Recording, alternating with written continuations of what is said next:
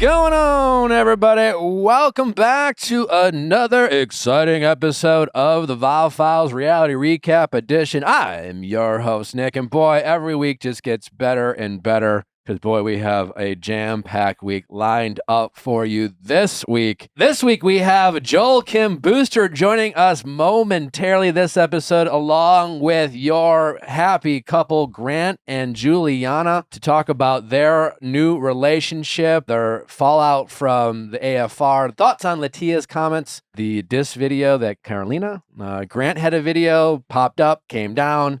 What's going on? There are so many burning questions. And then tomorrow, get ready. It's a very special Going Deeper, one that's been in the works, I think, for the better part of a year. Tom Sandoval returns to the Viall Files following his, what many call the most talked about maybe episode of the Viall Files of all time, when Tom first graced us with his photograph of a tiger. Was he on time? You'll have to find out. Anyways, that is tomorrow. Also, his lady, his girlfriend, his woman, his girlfriend, his lover, his female, his counterpart, his partner, his girlfriend, his mama. lover. Victoria is also with us, and it's a nice little glimpse into their relationship. I think many of you will be very interested in what Tom has to say. I think you should be very excited to hear this episode. I was very excited to sit with him. It is just me. Natalie was not feeling well. When that it was the day that I had my DNC procedure, so I was not able to make it in it was a studio. real rough Unfortunately, I wish I could have been called dude a couple more times, but I would have loved to see you there, because I would have really loved your opinion, whether you've seen any growth from Tom, any maturity, what you thought about the relationship. I thought it was really interesting. Well, I'll have to watch it back and I'll give you my thoughts on Thursday. How about that? Okie dokie. Plus, we got a jam-packed episode on Thursday of Reality Recap, so be sure to tune in to that. Next week gets even better, guys. I'm telling you. So, Temptation Island reunion. Thank you guys. Obviously, I hope you guys all enjoyed it. It was a fun ride. For all the people who were hoping that Breon and Shantae were there, so do we. But honestly, I think it kind of worked out. It was a full room. Yeah. We only had about 3 hours of recording time with them. I tell you what, though, you understand why when you hear about how those like Bravo reunions go, and they take like hours and hours of film. I mean, we were pretty efficient. Like, we were really going. The conversation was, it was fast paced. There was really no like. It was hard to get Grant to talk about anything other than Ashley's TikToks. I'll be honest with you. He was very steadfast on her posting TikToks. Yes. He was like, yes, I know I cheated, but did you see the TikToks? But you posted a mean TikTok of me. It's like, listen, I'm very appreciative of all the cast who showed up. I mean, none of them had to go. They all put themselves out there and put themselves in clearly a very uncomfortable situation. So we very much appreciate all of them. And yeah, I mean, listen, it was interesting to hear all their perspectives. When you meet them in person, it's hard not to humanize them. Like, you meet them and like there are charming sides to all of them. They may all have things to work on. But yeah, that was I will say, I don't think Grant was the biggest fan of me after that interview. I don't know if it was my question about his daughter or if it was me challenging him on Ashley's TikToks, but he did not want a photo with me and he did not want to say goodbye to me. So you kind of clocked him. It was pretty great, I gotta say. I think he's mad at me. Yeah, he might, he's an emotional guy. I hope that Grant, and he does think he has more to work on. There's just a little bit of like for Grant, because it's like these past 6 months, he's like worked really hard, and I think for anyone who's maybe, it was some bare minimum stuff. I think I understand it was maybe hard for him, but like the way he was describing how meaningful that period of time was where he just wasn't cheating on Ashley. My wish for Grant is that he keeps working on himself and he expects a little bit more of himself going forward. As far as the Breon and Shantae of it all, yeah, I mean, my same questioning that I would have asked him was, similar to Grant's. It's just like, I empathize with his upbringing, his childhood, but it's just like seemed to be shown to us as a way to feel sorry for him about his decisions in the house. It's like, we can still empathize with Breon's childhood and still hold him accountable for how he was or wasn't as a boyfriend. And I still don't really understand why, like, checking a threesome off your list is like such a thing for him, and his ability to like victimize himself. I would have loved some clarity, but There was a lot of jaw-dropping moments. I was definitely very like at multiple times. So if you haven't watched or Yeah, listened to you- that you episode, you should. very much should. you should check it out. Shantae was going to come. For a moment, we thought it was going to be 9 of them. And then we had heard that she had opted out because of optics. Like she didn't want to come without Brian, who apparently couldn't get off because of work purposes. But we heard they tried. So that's just what we heard. How accurate that is or isn't, we don't know. But anyways, be sure to check it out wherever you listen to podcasts. You can certainly watch it on YouTube as well. It is a spectacle, and we're glad you all, for those of you who did watch, I'm glad you guys all very much enjoyed it. What is going on with Justin Bieber? No, what is going on with Chappell Roan? Oh, we Mary? want to start there. Mary? Chappell Roan says that she doesn't know anyone who is happy with children. Go ahead. She says they're all in hell. Go ahead. I think that Chappell Roan, here's my thing. Is she kind of a hater in general? Yes. And I think that's a fair, like, to criticize her for kind of just like I'm a having hater. Exactly. But So am I. But doesn't she identify as a feminist?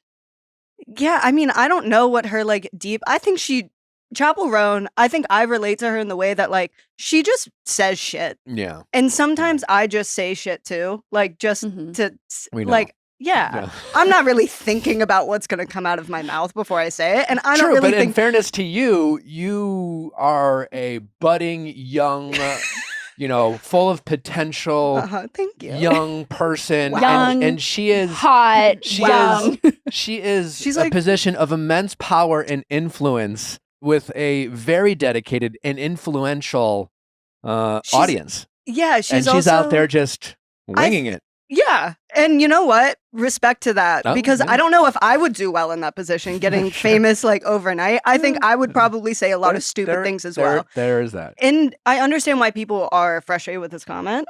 And I think my take on it personally, I'm not saying it's right or wrong. I think that like she is a 26-year-old lesbian who does not like want that in her life, and she's projecting, and she's like, no, every single person with kids is fucking miserable. And it made me laugh personally. Do I believe it's true? No. Did I think it was funny? Yes. What are the chances? Because like when Nally and I first we got a dog, and then it was like, ooh, these dogs really come in handy. We want to leave a party early. It's like, oh, we got dogs. Boy, those dogs, they get you every time. And then when we had a daughter, it was like, we got a daughter. We have to go home. And it's like, the kids are so hard. So it's like it's a really great get out of jail free card. Any chance that her friends have been like, kind of like, oh, that damn kid of ours. Oh, it's so tough. And they like, yeah, sorry, Chappell, we can't come to your party, or we have to leave early. And they keep blaming it on their kids, and maybe Chappell's perception of her friends with kids, or it's just like they never can hang out with me. They can't go to the Pink Pony Club anymore. Yeah, because they keep blaming it on their kids. Yeah. Do you think that's maybe it? That could be it. I mean, I don't want to speak for Chappell, but yeah. I do feel like her friends are probably like, what the fuck, bitch? I'm not in hell. I'm not miserable. No, I love my kids. Please don't put that out there. Joy. I will say I'm in a group chat right now, and we're talking about a party, and my friend invited one of my best friend's kids as well. And she's like, he said, your son's invited too, didn't have his phone number. And she said, 1-800 possessed demon 3-nager, send help. And her son just turned 3, and he's developed new behaviors, So that's why I'm also kind of like. So maybe that's where Chappell's getting it. Yeah, where it's just like, she loves her son. She's happy. She would never like want to give him back or anything. But like, it's just like, she's like, nope, he's going through a stage right now, and I don't know if I hate him. I will say Chappell has a really great ability to make being famous sound like really hard work. Like her plight of a celebrity, she's like comparing it to like some real blue collar work there. I think people also it's not blue collar work at all. It definitely is a privilege, but I think what she's saying, like her take on fame is really interesting because it's kind of saying what everybody knows out loud about her level of fame and how it happened and how people treat pop Yeah, stars, I get young it. women pop Sure, stars. You know sure. what I mean? Yeah, but there's just a I difference enjoy it, and between- I think people are really get real weird about her really quick, and But I don't understand I it. can't imagine if someone looked at Chappell and was like, oh my God, you're so miserable. You're definitely like in hell right now. Like, and said all of the things that she said about mothers to her. I think she would handle that very terribly. Oh yeah, probably. So it's like, how can she dish out to all of these women that like, yeah, anyone with kids, like you're probably very fucking miserable and you're unhappy. And it's like, like her audience. I like, do how think can you? it is important to clarify that a lot of what she's saying in like recent interviews are just her kind of clowning. Like yeah. she's But not how do saying you know things when to she's be. being what's- truthful? Like, how yeah. can you? I mean, just if you know The Chappell, tone- you know yeah. her. Like just her presence is to be like. So is this one of A those like? dick. Is this It's one a of those bit. things where it's just like the comedians are like, well, I'm a comedian. No, I mean. So when she was on the red carpet and everyone was like, So that being said, I mean, Was it's a that a bit, bit? it's a bit, but also to answer your question, I don't think she's like grumpy about being famous. But if you watch how she like presents herself in like interviews, that she's uncomfortable. Like you can tell she's still like getting used to it and like No, kind no, of no. like I don't know. She was overwhelmed like by belting it. out singing songs on in But- that interview where it's like, if I'm uncomfortable, the last thing I'm going to do, I don't care if I'm like the best singer in the world, is sing in front of one person. But she is a singer, so like for her to sing, it's different from her to like present her She real did. life. She mentioned remembering to eat being like a real chore. yeah, she did. But that's her thing. Is Eat? she's, Eat. I have to eat. she's just saying things to say things though. She's not being Yeah. like this is like literally like But that's truth. dangerous as someone who is in a Maybe. position of power. Like, I mean, she like- is famous. She does have all these young fans, and to like not take that role seriously, like you are given this platform, and to like, just like say shit to say shit and be like, ha ha ha, But her don't young- take me serious. I actually don't have a problem with her saying shit to say shit. It is long. It is Chappell. Doesn't come for anyone else for saying shit. yeah. You know, I don't Like, think you she does. can't be Plays mad out. at a paparazzi for whatever the fuck they said that one time. I if you think want to be there's goofy gonna- and messy, I'm like, go be goofy and messy and but you do not get to criticize others. I enjoy watching her figure it out, and I think that she's a real true diva that we're getting in She's pop fun. music, She's super fun. and I love a diva. Mariah Carey says shit. You know, Lady Gaga says shit. That's Chappell Roan says shit. I just don't think the young generation is listening to Chappell and being like, "That's Jesus." Like what she's saying is Yeah. You don't true. think so? I mean, that's how everyone treated Britney Spears. That's how everyone treated Lady Gaga. Well, maybe it's we like shouldn't any be pop star. treating. Well, of course not. But I don't think that. That's how I the don't think world like is. how. But- I don't think they. But that's You have to different. be a role model. It is like you different, can choose though. not to be a role model. Brittany was like America's sweetheart, so of course they're gonna look at her and be like, she knows everything. But Chappell is like, she's here to troll. Troll. Okay. Like, so it's like, Well, and trolling she is. Yeah. Uh, She's making trolling. conversations. I think people need to put Hailey Bieber in the category of leave them the fuck alone. Hailey Bieber specifically. Agreed with It that will never one. end. I just These don't people care. are just like constantly trying to tear Hailey Bieber and Justin Bieber apart, and it makes zero fucking sense to me. I will say he didn't help with the post of her with Irreplaceable playing over it. Have you seen that? No. On his main feed, he It's an posted a amazing photo song. of her. You're irreplaceable. Is that a, is So that go a Selena ahead and get Gomez song? No, it's Beyonce, Call but it's up like, you that must chick. not know about me. Like, to the left, all of the things you've owned in the box to the left. Like, it's pretty much a Mhm. breakup song, but he posted it about her because I think Right. he just was like, she's Irreplaceable. irreplaceable. The amount of songs that I like haven't fully like listened to the lyrics that Nick I love. posted a video of some fucking wild turkeys to Heidi Montag's "I'll Do It." I'll That's do I just it. want to I'm give like, Heidi some love. I Wait, just felt but like to That's kinda wild great. turkeys, like okay. I'm No, the I same see the way. vision. So- I see the vision. I'm the same way. It's the vibe, not the lyrics. it's not that deep. Is really the answer. So to Justin that. Bieber, it's So- not that deep. Oh, it's definitely not that deep. But Justin, I am a little concerned about his Well-being. internet engagement, He's uh, trolling. Deactivate the account. and that's He's fine if trolling. he's trolling. But what if he's not? I mean, Oh, well. It's like these people are professionals. They've been in this business for so long. You don't think they are aware that if Hailey unfollows Justin on Instagram, that it's going to be a national story? Like, you don't think they know that? You don't think they're having a conversation about that? Like, I think everything they do, they're like aware of what they're doing. okay. But he That's what I did post a story that said, really tried to play nicey, where I'm like, who do you think he's Nicey-nicey. talking to? What if that's lyrics to his next song that's coming out? He was on live, Like- playing music that's unreleased. That was maybe not the best music. He's trying new things. He's being experimental. Yeah.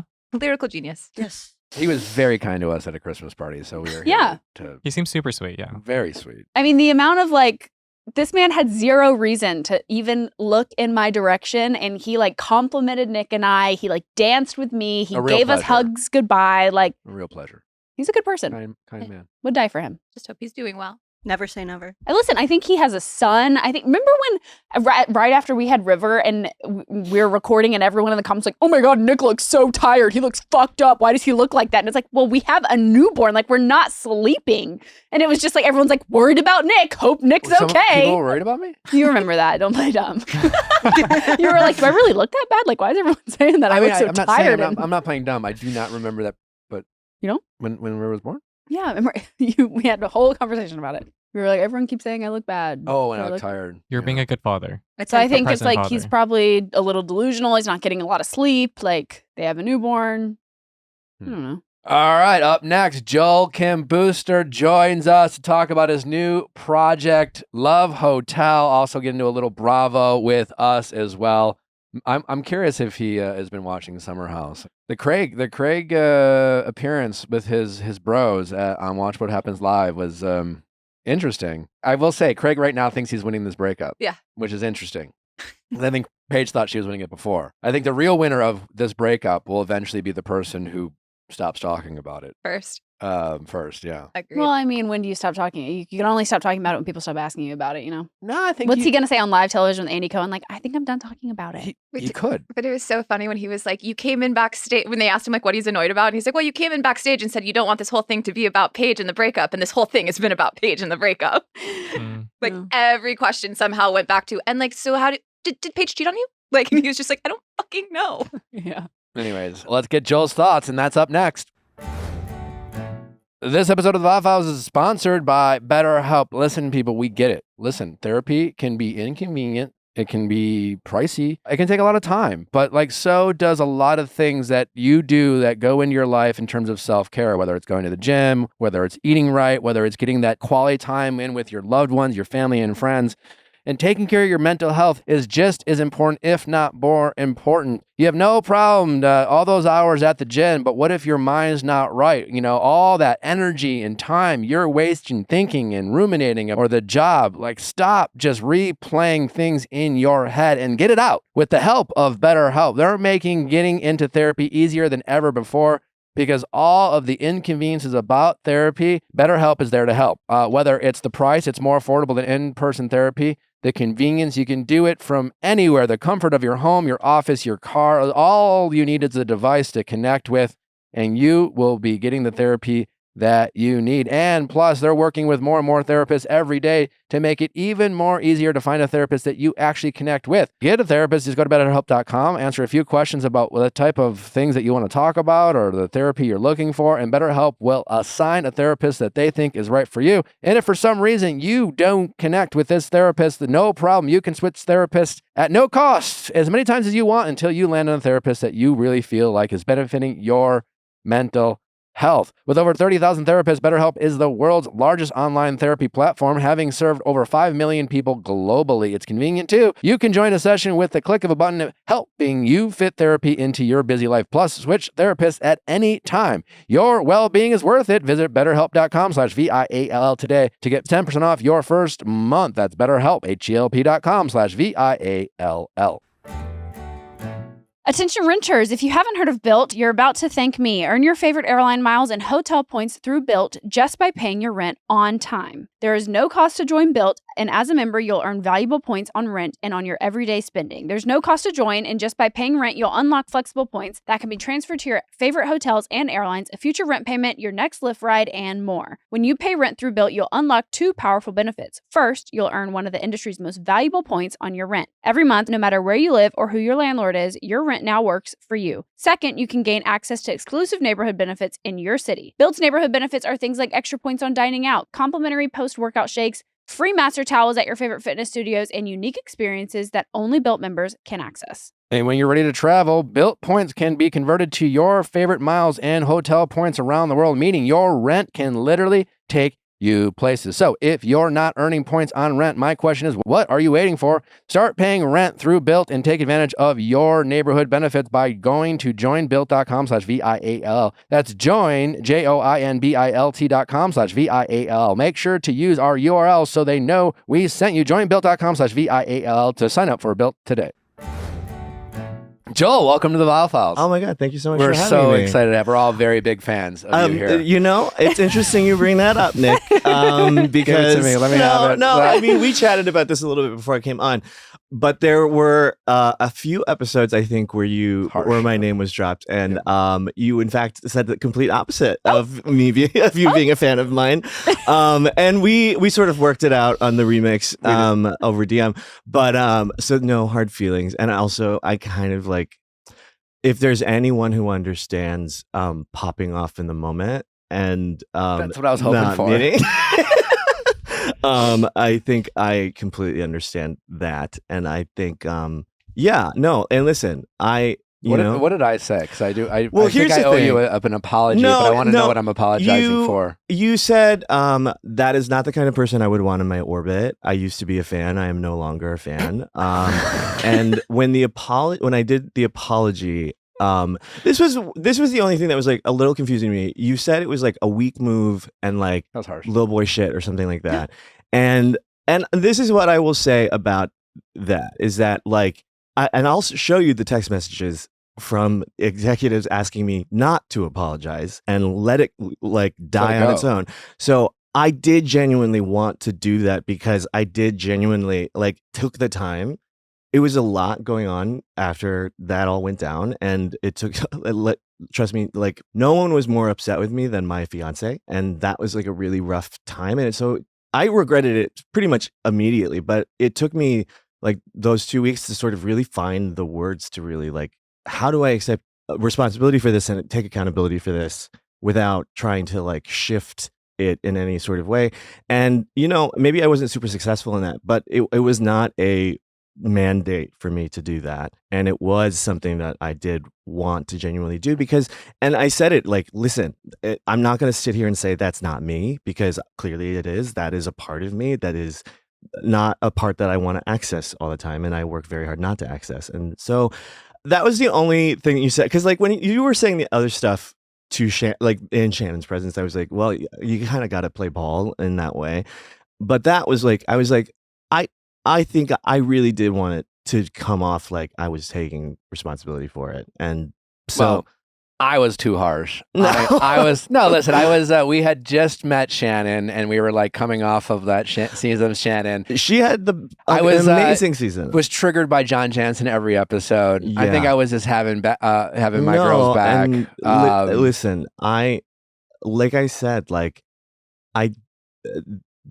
it was like precipitated by real things, but like the stuff that I said, like I was saying shit that I didn't mean. Like, of course I'm not like feeling for John Jansen. Like he's a monster. And like, that's so clear, but I just was saying the most digging deep to say the most hurtful things I could in that moment. And, you know, it just wasn't something that I'm proud of. And it's like an unfortunate like little asterisk now to my like entire career. Like I think the first host of a reality dating show that has come after a contestant before the show has aired.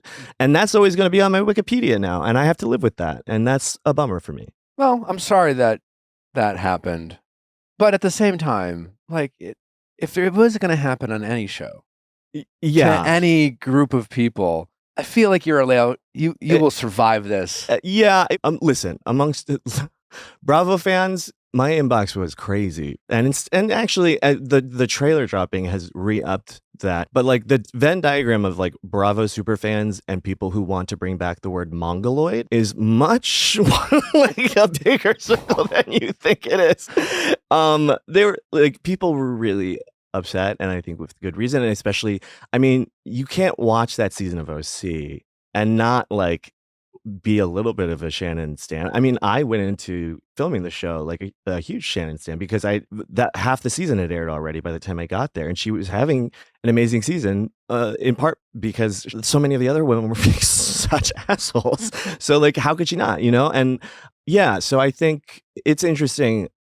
I don't know how much it will affect the show, and if I regret it mostly because the show's going to be really fucking good. I definitely And- don't want to watch any less. Yeah, Yeah. no, You know, and like, my- well, and unfortunately for people who are expecting to see conflict between me and the women, there is no conflict between me and the women. It all happened after we wrapped. Yeah. In fact, I like there are moments and scenes where I like connect deeply with each of them, and it is like very genuine. And that is, it's a small part of the show, but it's the feedback I've gotten from the people who are cutting together these episodes. I start getting episodes this week, so I'm gonna see it. But is that they're happy with the job that I did, and I think like the show is gonna be really good. And I think it bums me out when I see people being like, I'm not gonna watch this because I hate that guy. And I'm like, we're watching. Everyone, Oh, yeah. we're watching, guys. I'm excited. guys. Joel and I made up. We're best friends. You have to watch it now. Yeah, adding you back to the wedding invite list. Well, as we kind of speak. to your point. I mean, it's just like I obviously had a reactive reaction and said some harsh things in the heat of the moment of having our girls back. You said some harsh things in the heat of a moment. We've all said, it's like sometimes you need to apologize for shit and move on. Yeah. It's not. Where do you and Shannon stand today? I did send her a personal apology as well, because inevitably we're all doing press for this show right now. I Right. don't think I'm doing any like duo press with Shannon anytime soon. But I understand her reticence to want to take that at face value. I of course understand that. And I think like we can probably coexist. I think we'll have to in the context of this show, and doing the work for that. I think part of the reason why they were like trying to be like, hey, maybe don't publicly apologize for this is that the news cycle is quick over there at Bravo, and people, I'm sure she will find someone to be way more mad at than me. There's that. at Also, any in the time. history of the internet, we joke about this. I have never seen anyone on the internet go, "Oh, that was a good apology. Thank you." Yeah, no. Yeah. Well, I'm over it. Yeah, yeah. No one. Everyone's like, "Oh, an apology. Let's pick it apart." And like, yeah, I think, yeah, no. So I think it'll be whatever. I don't travel to the OC very often. I don't think we hang out in the same circles. So I think it's probably something that I will be able to leave behind. And again, it's just going to be this weird asterisk. Shannon's next had to my name ask for a grace while. before too. She has yeah. said and done things that we've also been hard on her Yes, too. yeah. And that is the thing is that like there were ways I could have addressed the behavior that precipitated this in a professional way and not given her the opportunity to be, sort of added on top of like all of the other shit that she has been piled on her. And yeah. Well, thanks for addressing. I do respect you so much for just coming on the show after hearing like us, He's never gonna being come very now. He's never gonna critical come. of you, which is rare in this business. There's a lot of people who are like, fuck that podcast, fuck those people. They said like I was a fuck boy, and it like really hurts their feelings to the point where they won't go on. And so. the thing is like I think I would have had. I'm glad that we talked about it before I came, and I didn't. There was a part of me that was like, maybe I'll just go and like bring it, but I was like, I also just like I wanted to know that this wasn't gonna be like some sort of like ambush or something like that. Yeah. And I wanted to explain myself to you specifically because like I think that what you said is not unfair given the context that you had, and so I was a little anxious coming here, but Hey, he came. yeah, It's more than I can He say came, for yeah. other people. You mentioned before we started recording that you were in the process of planning a wedding. Yeah, I spent all My night sympathies go out to you. watching Real Housewives of Atlanta while creating a wedding website and sending out the save the dates to all of the many people, the much larger list of people that we ended up. That always happens. Where are you in the wedding staging process? Just sent out the save the dates. It's a New Year's wedding, so it's this New Year's, and yeah, so that's kind of like we're kind of good for now. We've like got the venue, we're just sort of figuring out all of the like food now and that, but it's 276 days away or something like that. What's your relationship with all the vendors? It is going to be interesting. We have like a really great wedding planner, and she is like sort of dealing with a lot of that. But it was funny because like my branding rep and my PR person, as soon as I announced that I was engaged, were like, how much of this wedding do you want covered? And I was like, I don't necessarily want it to be like Joel and JM's wedding brought to you by Clorox, you know? But like if, you know, a liquor brand wants to pay for the bar, then like I will post an Instagram story about it. You know? I'm not too listen, the price tag on this thing is wild. And we're fine. You know, it'll be it's coverable, but it is like kind of like, oh damn. One night, huh? Maybe we should just go to the courthouse, like you know, regular. I will say the things that millennials. like you think people are gonna care about, they don't care about. You know, we've just done our like circuit of weddings, and it's weird because like most like I feel like my friends who stayed close with their friends from high school go to weddings constantly. And I speak to no one from high school, so like I've only been to like a handful of weddings in the last couple of years, God bless. And like it did sort of like we were taking notes a little bit and from some of these weddings, but again it was like, oh, I don't care. All I cared about was like the food. And so like, you know, the snacks are really important. The meal is really important. And it's like, just as long as like creating, because for me, it's like, I just want to like have a really good experience for the people that I'm asking to fly to San Francisco for this wedding, you know? And like, it's going to be a really good party. I will say, like, as someone who like, if Natalie would have been like, hey, let's go to our courthouse, I would have been like, great. Awesome. I'm so glad. Like once the wedding got done, it was so worth it. Like you really, I was like, because I was the person who was like, fine, more, fine. Yeah. And then it was like, it was magical. Neither one of us, when we entered the relationship, were like gay marriage guys, you know, like I think the expectation for a while was that we were just going to be like those like weird 55-year-old boyfriends who've been together for a million years. And I think like there's something shifted when I think we realized like to say in front of like it's like when you tell your friends you're writing a book, it's like, well, now you have to write the book, you know, because they will ask about it forever. And it is that thing of like when we really decided that like, you know, because my assumption for so long was that I would meet someone, I would fall in love with that person and be in love with that person for the rest of my life. But we had this conversation 3 years deep where it was like, wow, in 3 years, we have both changed so much. And you are not the person that I fell in love with. You are different. And I'm still in love with you, though, this version. And I am pretty confident I'm going to be in love with the next iteration. And like iteration 4 will suck, but we'll ride that out until iteration 5. And like once we had that realization, it was like, oh, no, I really want to stand up in front of my friends and say, like, I'm going to do the work. Falling in love was like not my choice. It just sort of happened. But like the work of staying in love, these weddings that we've been to over the last couple of years, like that's really like a powerful thing, you know, and we're not religious people. It's not about that. It's about sort of like us, you know, sort of like asking our friends to keep us accountable for the promises we made. I did not expect how much I'd enjoy saying my wife. Yeah. You know? Oh, I fucking hate saying fiance though. Fiance sucks. Fiance sucks. It's a mouthful. Oh, I just like, no. But my husband is going to ring. My husband is going to be great. Yeah. Also, Nick and I do say that all the time of like, we work so hard on our relationship. And I think that's like why we're, you know, almost to year 5 is just like you wake up every day and you choose each other and you do the work and it's not easy. And it, you know, some days are easy, but a lot of the days aren't. And it's like, you just got to communicate, choose that person every day. So do the work. Yeah. Like Paige and Craig used to. I don't know how much communication was going on in that relationship. It seems unclear. Did you see the Watch What Happens live appearance of Craig, Shep, and Austin? I missed that one, unfortunately. Have you seen some clips? I think I have. Do we have some clips I would love to for see Joel? He once again really gets into the relationship with Paige. It is so frustrating because like last season with Lindsay and Carl, we knew that relationship was dead on arrival, you know, but it was still fascinating to watch. Unfortunately, I don't find Craig. I just want Paige's single season now.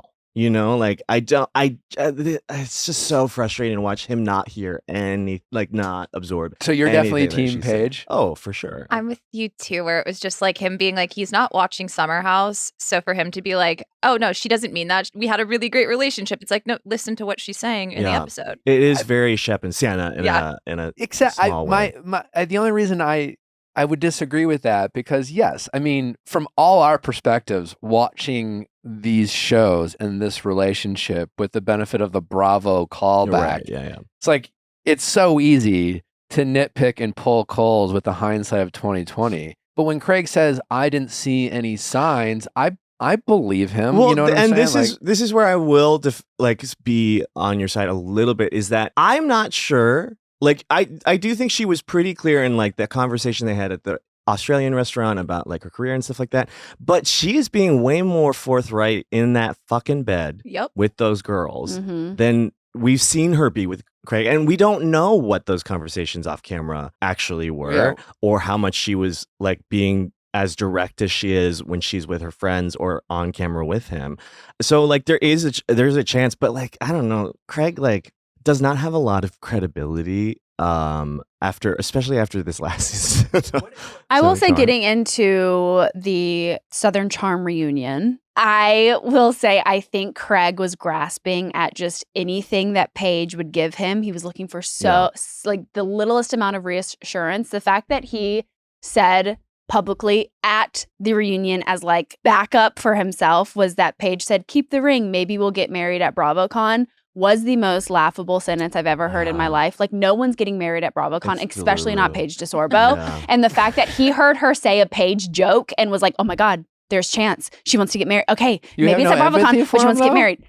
I think he was taking anything she said, whether it was a typical Paige joke or whatever, like just he needed some sense of reassurance that he would take any. It was like he wasn't listening. Don't we think though that if the roles were reversed and Craig broke up with Paige and handled himself the exact same way that Paige has handled this breakup, I feel like this would be an Ariana Madix situation. Listen, I think there's a lot to be gained nowadays in winning a breakup. I mean, yeah, especially when it's so public, but it is sort of like, I don't know what she gains from winning the breakup. Honestly, I see what he is like, the flailing that he's doing. He's still trying to win it. I think like he's like losing the breakup more than she is winning the breakup, if that makes any sense. But yeah. All right, let's play this clip. Talking about, are you dating? I am. Okay. And I'm really happy. Okay. Are you dating anyone specific? Are you dating anyone specifically? Now, I will say, if I'm the new girl, I definitely want them to stop talking about Paige. Yeah. Right? I mean, but come on, that's not gonna happen. No. The way Summer House has to I hear end. you're saying this, the way he is talking, it's just like, well, you don't know how she felt, even of what, and I just give him grace for like, maybe wasn't being totally honest. It's tough to be honest. The thing about Craig, and we saw this a little bit in this last season of Southern Charm, is that he does lie a lot. But the thing is I think he's not like intentionally lying. Like he is like, he believes like what he's saying. And like, I think he genuinely believes that like what he's saying about the breakup. I just don't know that is the reality of it, because we've seen him sort of like unknowingly twist the reality. I mean, like TJ didn't say that Miss Pat was a bitch. Like he just didn't, you know? And so like, but I know that Craig really deeply believes in his heart that he did. Do you think it's like one of those things where he'll hear something, like to Nally's point, like we all assume that Paige clearly was sarcastic about it and like made like some remark, and Craig's just like, no, you said that shit. Yeah, and like, no, I mean, it's him being like, she said in my, like he remembers these vivid moments. Like she was in my pool. She said she wanted to get married and have kids. She said, keep the ring because we could get married at BravoCon. And it's like, I think he's just like listening to her speak and not like listening to her speak. Yeah, I mean, it does sound like anyone who's ever been broken up with a broken heart. I mean, I've done that. And then she said this, and then she said that, and she promised me this, and like, what the fuck, you know? And it's just like, I do believe at the reunion when Craig said, then I was confused because then she was like, why didn't you fight for me? Like, why didn't you? And I do believe that maybe Paige got a little like toxic of like, well, why didn't you like try to get me back? Why didn't you? And That's all it normal fucked up. shit. Yeah, I just think, Craig said it himself. He's a lawyer and a storyteller. And I think he's course. telling An himself. emphasis on storyteller. Yeah, I think he is telling himself a story right now in order to move on in the way that he needs to move on. Yeah. And I think that there's probably like a little bit of truth on both sides. I tend to believe Paige a little bit more, and like we've seen the way she acted with him like on camera, and I just can't imagine that it was such a huge shift from off camera to on camera. I don't know. I agree with that. I don't think she was playing it up for the cameras No. per se. But I think she might have been playing it up with her girls. Like once she got with her girls and she got comfortable and she's in that bed Yeah. and she like starts kind of talking, then she starts really talking. But and when don't- she's but like in don't friends do Charleston that in with real Craig, life too? You know, you get together with your Yeah, girls, you guys Sure. talk some shit. The But only that's difference, No, you recorded. often break up with someone with your friends before you break up with the person, actually, I think. Oh Facts. yeah. That's what I'm saying. Even for him, I'm like, I understand protecting your peace and not wanting to watch Summer House, but I'm at the same time, I'm like, if you have any questions about what happened in your relationship, Yeah. you literally have a guide to watch and see how she was talking about you Yeah. behind your back, how she actually felt about things that you did in your relationship, and to not utilize that. Like, I'm like, of course, you're going to have all these question marks.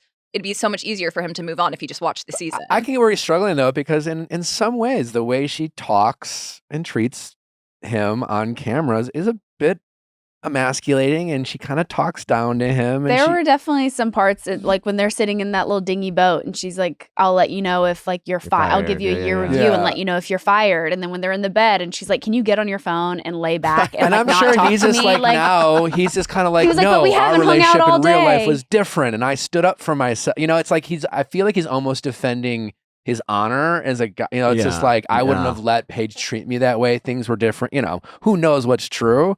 But I can't help but wonder if he's just more like watching what we're all watching, and a lot of people are kind of mocking him for how Paige, I guess, treated him. I don't know. It And- is that thing of like, I think she needs an alpha, like for a real alpha. And I think that like part of like him caving and moving to New York, I think like even though she said she wanted that, like gave her the I ick. think, Yeah. I think like once she realized she could get him to do that, she was like, oh, Ew. Game- no, game I over. actually, yeah. As And- successful as she is and is becoming and will continue to be, I think she needs someone who's always at her level or above. Yeah, no. Mhm. And I think she's like probably one of the funniest Bravo people we have now. I love her. Again, cannot wait to see that woman single on Summer House. And Yeah. it's just so like in a different way than Lindsay and Carl, really hard to watch. Like, and not as interesting as you'd want it to be. Did I you think. see that Craig said he will not associate himself with Vanita after what she said on this? Did you Was it on this Show? episode, this podcast? this Watch What Happens Live episode? Or, well, she said that on our podcast, but on Watch What Happens Live, he confirmed that he was like, she no longer What has did she access say to here? me. That he should have defended Paige, and I think went back to like the whole. because it was a good. No, it was like the liar or something. Like, he's a liar. She What had did she Paige's said back. She had Paige's back, which a lot of people were like shocked by because Southern No, I Charm know. And he people- said, I don't mind that she said she's team Paige. She can be friends with Paige, but it's what she said after that I will not associate myself with her anymore. And which was what? Don't remember. But I know it was on this show. Okay. So. You have a lot of guests. You talk Yeah, about, we talk a lot. Well, there's also a video of the Southern Charm girls watch What Happens Live. So you see Vanita's genuine reaction in the moment of the fact that like What did she say? she was just like, so you're not going to talk to me? You're upset with me? Like this is the first time that she heard that Craig and her are no longer friends or that he will not associate with her anymore. Well, the last thing Vanita needs is to be more siloed on that show. I gotta say, like metaphorically, she needs to get out of the bed. You know, I would love for her to move to New York and I'm like saying like she is a dynamic person, and I do like her. I just like there's a lot of dead weight on that cast right now. Uh-huh. Like, I'm sorry, but like. What are those two gay guys? How are they getting a check right now? I don't know, for Ryan doing just what? shows up. Like, Yeah. The fact that Rodrigo was sitting on the couch at the I reunion, know, I'm and like, he what has- did you What give was to your this story? season? What was your story? And like Nothing. I like that there are gay characters and cast members on these shows, but I just want them to like do the work a be little bit more than a dog Like, party. Yeah, like when Ryan was being confronted about like what he told Vanita, and then Rodrigo tried to chime in, and Ryan was like, "Actually, don't want you in here." The fact that he just left, I was like, No. You're on Bravo. You're on Bravo, babe. You stay in that room and you yell and Fight for scream. your Yes. Yes. Like, Get that camera time. earn the check.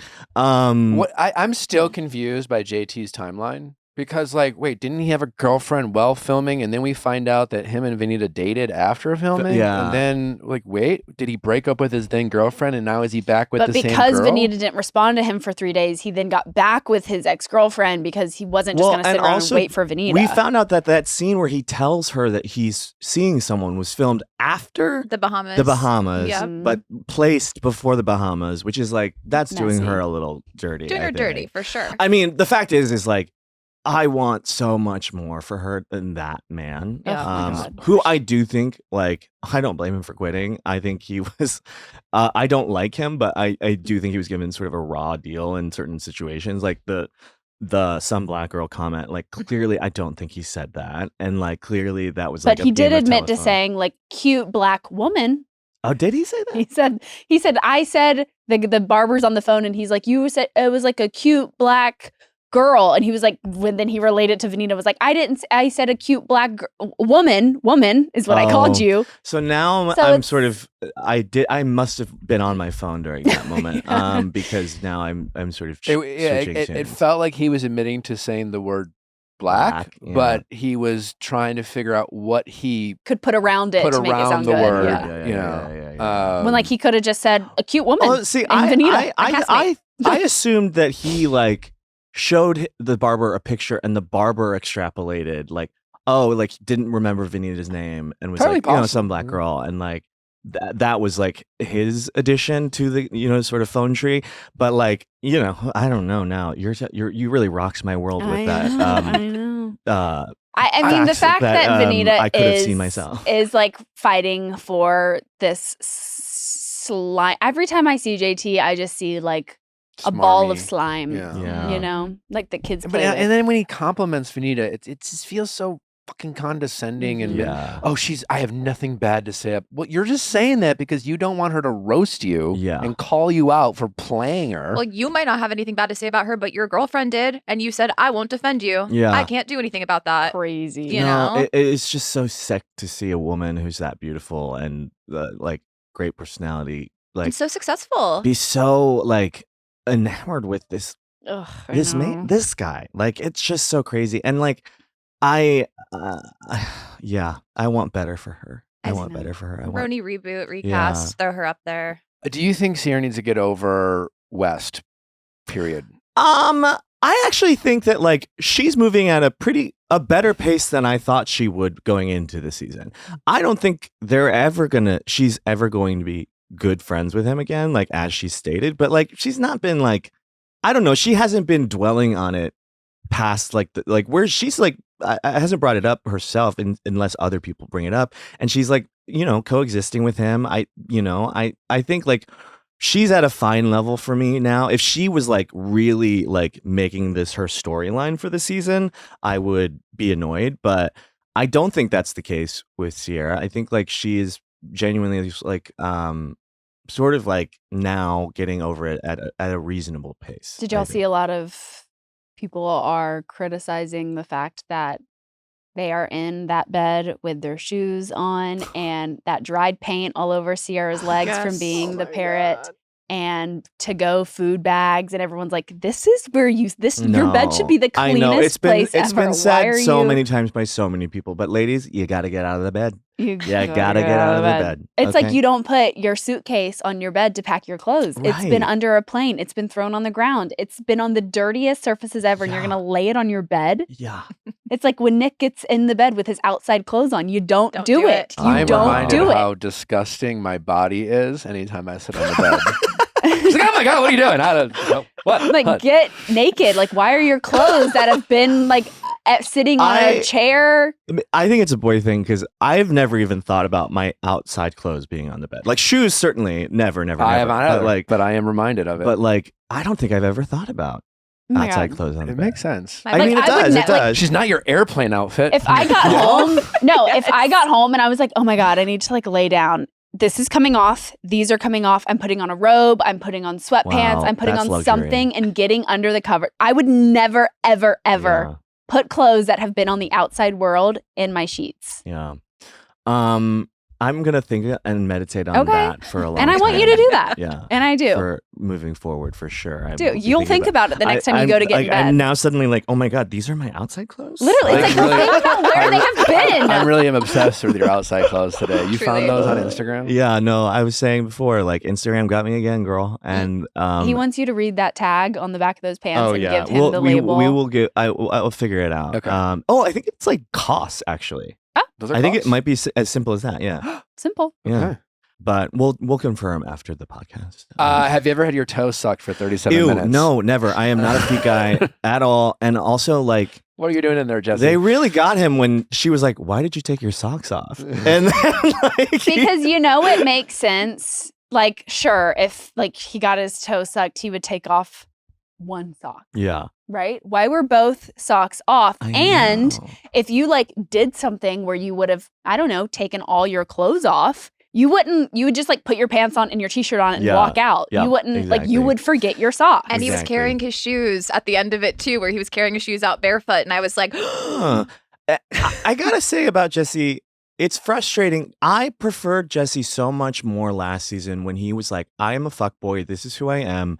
Like this is, and like was so charming, and like you didn't care because it's like at least he's being honest about who he is.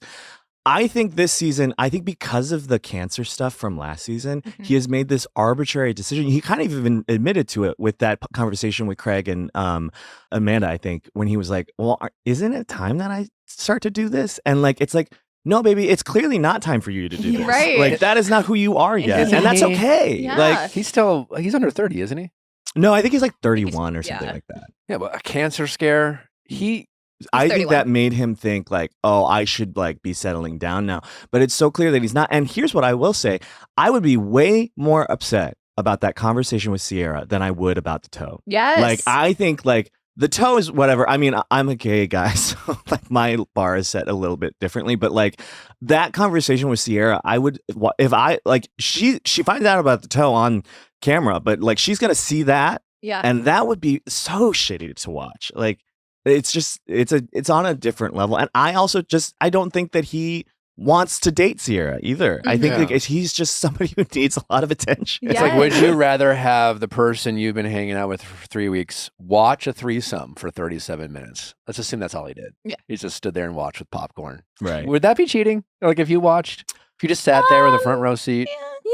Is there a I mean, conversation there? I don't think if you're in a room with two naked women and like watching them, he literally said, "Oh, I'm hard now." Yeah. Like, we have that on and then record. also, he didn't sit in the corner. He laid on the bed, laid but on don't the worry, he bed. put his foot by Yeah. their faces. Exactly. Okay, well, so let's assume he only did watch, and I doubt he did, but Yes. would that be harder, to Joel's point, than watching him talk to this beautiful person and to say, like, I've kind of always had a thing for you and blah, blah, blah, blah, blah. That's the thing is I think like most monogamous tough. couples are like, there's this line, and as long as I don't cross this line, it's not cheating, Yeah. and I'm good.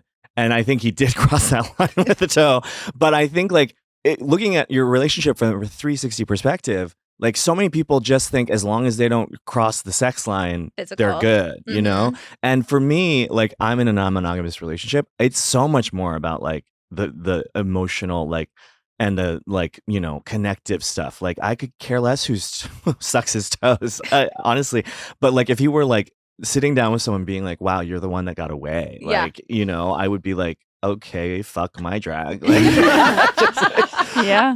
Did Lexi put out a statement or a story? I felt like, While you find that, I will say they were teasing this threesome all fucking year long, being like, and Yeah, a threesome happens on Summer House. Emerald, I think is so interesting. Like I love that he operates like a gay guy, but is straight. But I will say, like he gives the energy of like to like a B tier level Netflix dating show, like a Too Hot to Handle or something like that. Mhm. Like that's where he belongs. Because right now he's using the show as a like we don't even see these women. Yeah. Like talk about Or get him. He's get out of covering the bed. he's Like, covering he the needs to camera. get out of the bed too, and like I just he had that, like, it sounds like he has a very interesting backstory that I'd love to hear more about, but he doesn't talk to anybody else. He just goes out and brings back strange girls that we never see their anything. No one's of them. signing any releases. Yeah. But haven't they just blurred faces in the past? Yeah. You know what I want to know watching Summer House? Who ends up at these parties? Like, how do you get an invite? Is it like Summer House weekend soiree? They sort of gave us a peek behind the curtain last time when Carl was like, she was on my list last weekend. So it sounds to me like they each get like an allotment of people they're allowed to invite. And like they're on so-and-so's list. I will say the Summer House parties are the only parties in reality television looks like that parties. actually Look look like fun. parties. Yeah, like Yeah. everyone's Usually having they're a good time. stage parties. for sure. And if you like zoom out, you realize it's just those people. No music, crickets. Yeah. Oh yeah. Awful. I love watching the parties too, where it's like somebody else is having like a really fun time and then somebody else is fighting and they have no idea. Like that's the type of parties I want to see, not like sometimes Housewives where you're just like, well, this is the center entertainment for tonight. Right. Like- And it's just you're like checking in with the randos at the table. You're like, what's your experience of this like? Yeah. I'll go to Summer House party any day over like a Housewives sit down dinner. Yes. Oh, Are for you sure. team Sutton, or is it justice for Sutton, or are you more like finally we're calling out Sutton? I think she's having a really tough season. Now, I've met Sutton out socially, and she was so nice and so lovely, like surrounded by gay guys, and I think she thrives in that environment and is Justin the best had the version same of herself. experience. Same experience. Yeah. I will die hard for her. Yeah, I don't love what's happening on this season with her a lot, and like the Garcelle leaving because like she's so clearly much more interested and invested in a friendship with Kyle than she is with Garcelle is like kind of a bummer.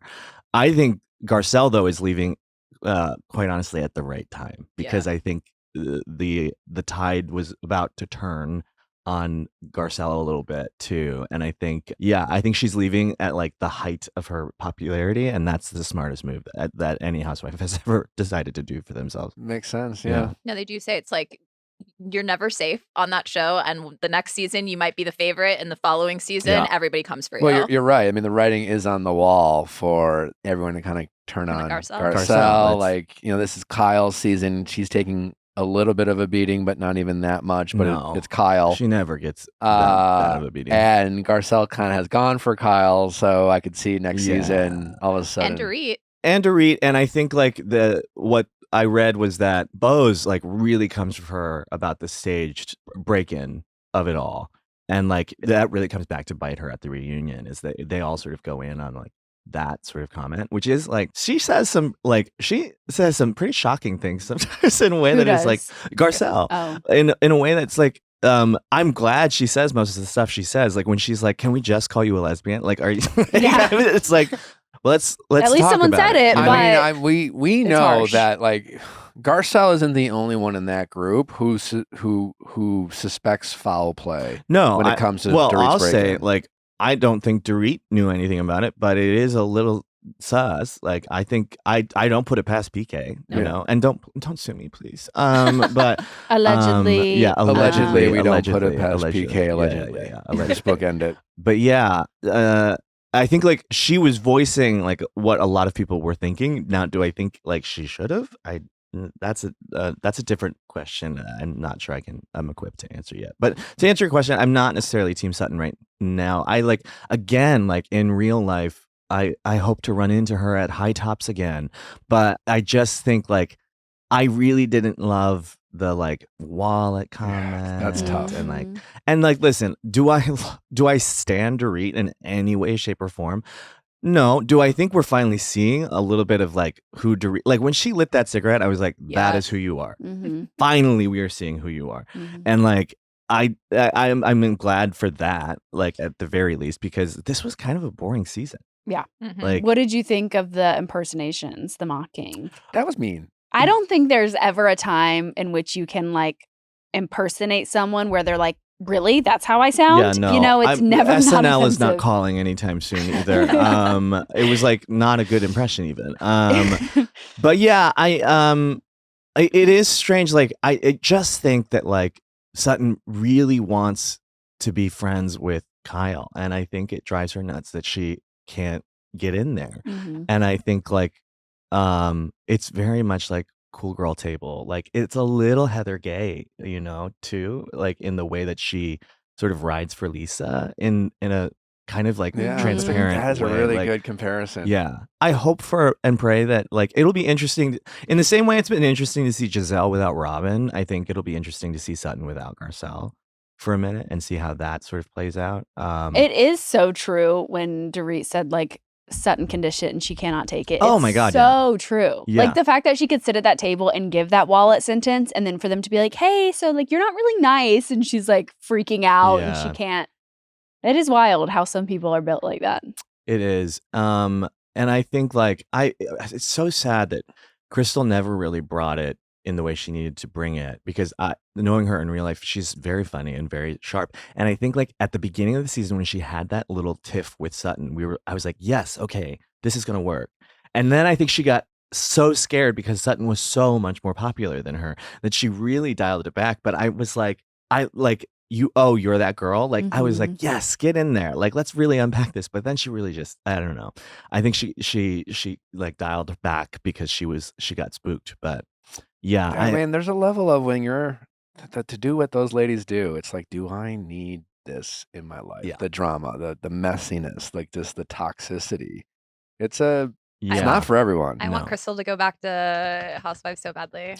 I do too. I talked to her. I guess like part of the reason was, and I don't know if this is like the complete full truth, was that they really wanted a season of all single women, and that didn't necessarily play out or pay off in an interesting way. Because that was technically this season. Correct? Yeah, that was. Nobody's married. Yeah, nobody's married. Everybody is. We really missed out on a Dorit date. Yeah. Of some kind. Yeah, and I kind of like miss like even like the couples trips and things. Like shit always used to go down, and now I just feel like everything is just like either like even at that point, it's just like Kyle. This like, is the whatever's divorce going on with season, Morgan or not going on with Morgan. Can't we at least fake a date? Yeah. Like, can't we at least? Well, we did see that. And we did see the tattoo parlor. That's like, she was moment. on FaceTime and like all over last season. Yeah. But I want to see. Now she's Voldemort. Kyle go on a date with some guy, or I want to see the single life. I want to see Dorit. That's the problem. Is that like I think they wanted like the fun single season to be this season, but none of them have worked out.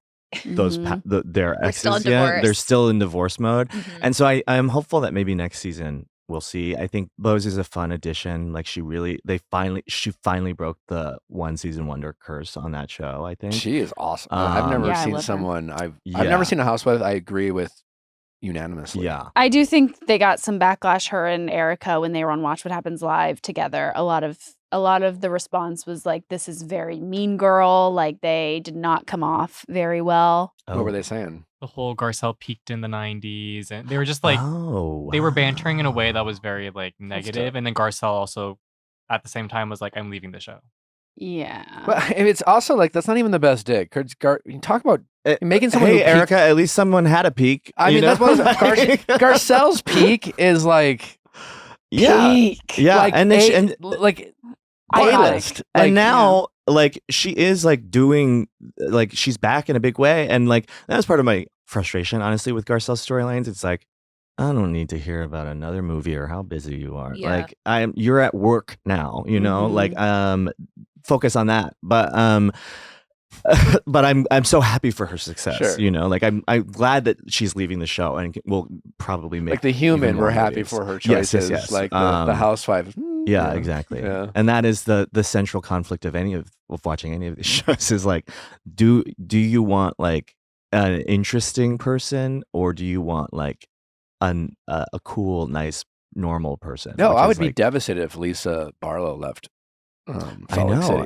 and I don't know if I could. I don't know if I trusted to be her friend. No, right? Exactly. Like, yeah.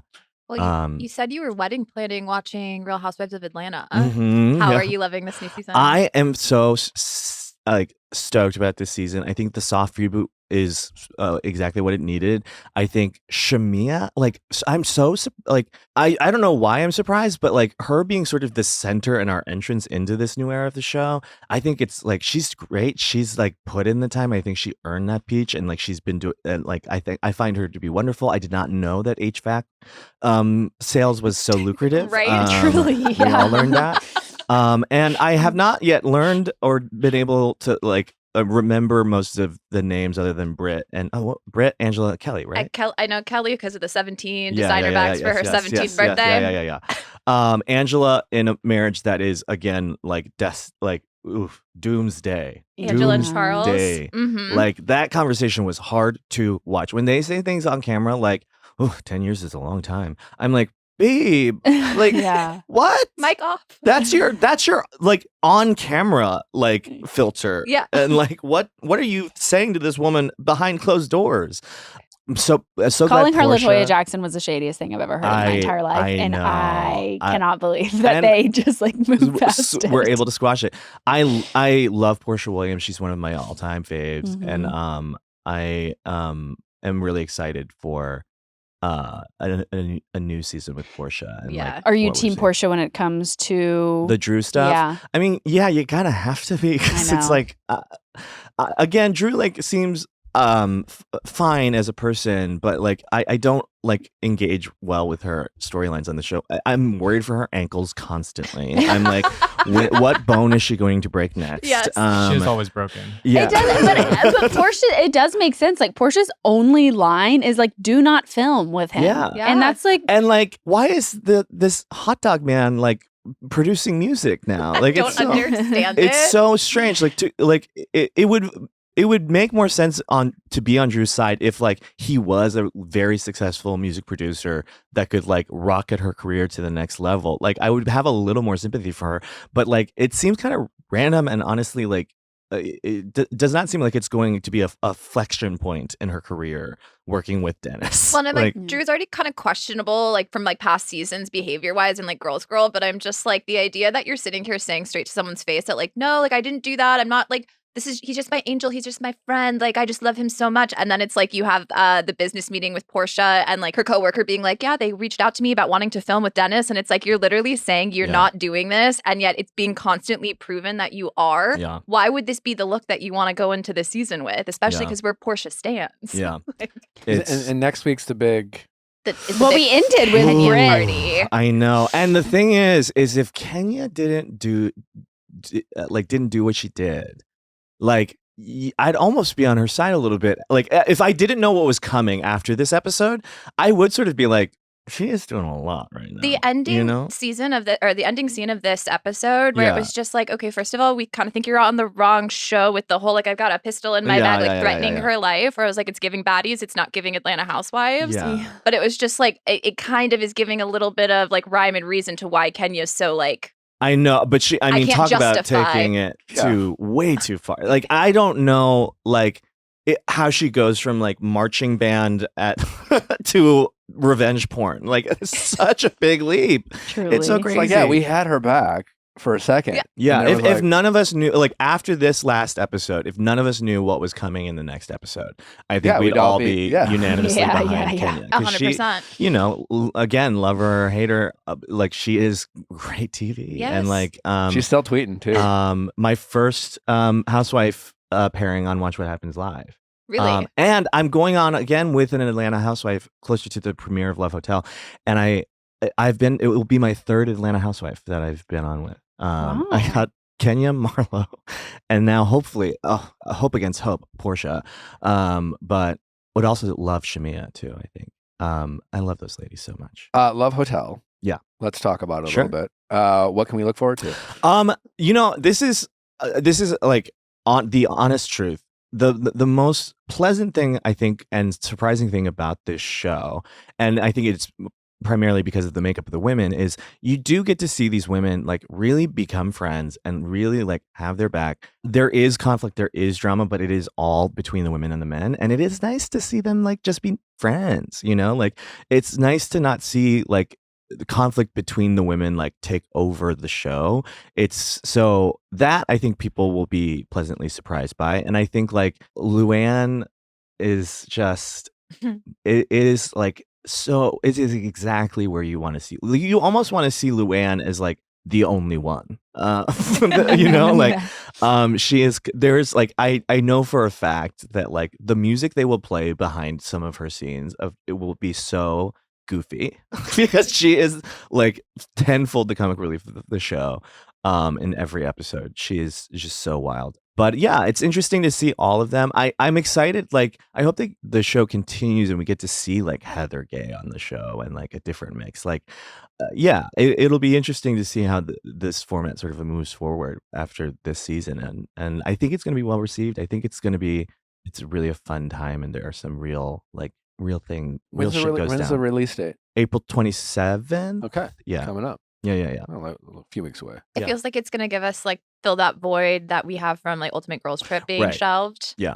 So that's what I'm really excited for. And we will get to see these women like kind of open up about their love lives and dating lives. And I mean, like I said, like I have some sit downs with them, and it gets like real vulnerable from people like Giselle too, who like I think I've probably not said the kindest things about Giselle in the past, and I think she knew that coming into the show. And by the end of the show, like despite the fact that she recently said my dick was too small on her podcast, we are like good. Like I texted her about that and I was like, hey, what why did you say that? And like we ended up but the end of the conversation I was like, hope the girls are great. Like it's like she did really like we did really get like much closer. Like she said to me at the end of the filming, she was like, you know, I thought you would be like kind of a little bitch, and like I we hugged it out and it was like, you know, great. And all of them I think gave me a lot of grace after it all went down. Do you think it's like just hearing you talk, you know, and watching all these women and all these different shows, when you're working with these women, is it almost a little like because they say some real direct and they're professionals. They're out there and they're slinging grenades. Is it almost kind of like confusing to how you're supposed to engage with them? It is much different. Does that make sense? It does feel like I flew a little too close to the sun a little bit. You know, like it's all fun and games when you're separated by a television screen, but like it is a little bit like jarring. And like I said, like they were all like super fun while we were filming with me, and so like I don't have any like direct beef with any of them, but like it is just like it honestly, like I couldn't, when I got home I didn't really watch Bravo for a second because I needed like a minute, because it did like it just like sort of contextualizes a lot of what you're seeing, and like suddenly it's like, oh yeah, you know, it is funny when Ramona shits on the ground, but like then suddenly you're thinking about the PA that had cleaned that shit up. And like it just it changes. I have now since like memory hold my way back into loving everything I'm seeing on Bravo though. So it wasn't that traumatic. That's awesome. Joel, this has been so much fun. Yeah. Thank you for coming. Thank you for having me. Can we come back? Yeah, absolutely. I love that. Love Hotel premieres April 27th. We will be watching it, checking it out. Do so as well. Thank you again, man. Anything else you want to promote where people can follow you? Any other projects? I have a podcast called Bad Dates that comes out every week. I actually truly don't know what day it comes out. And Loot season 3 will be premiering later this year as well, which I would love. Catch up on Loot's great show. Our friend Nick Lehman writes for it. Yes, love Nick. And in fact, like much of my character is based around Nick. So it's great, and this season is so funny, and like it's just a joy to work on. So I'm really excited for people to see that, and check out like my Instagram for tour dates here and there. I hate Joel Kim. Amazing. Yeah. Well, thank you for coming, Joel. You've been such a pleasure. Thanks. Thank you for having me. You just come back. Yeah. We love Joel. Up next, we got Grant and Juliana. If there's anything I've learned so far this year, it's that small habits make a huge difference. We're still kind of in a new year, and New Year's are about new beginnings and cutting out those old habits. And I've been trying to get some new healthy habits this year, and Symbiotica has made it a lot easier for me. They make staying healthy way easier and, dare I say, kind of fun.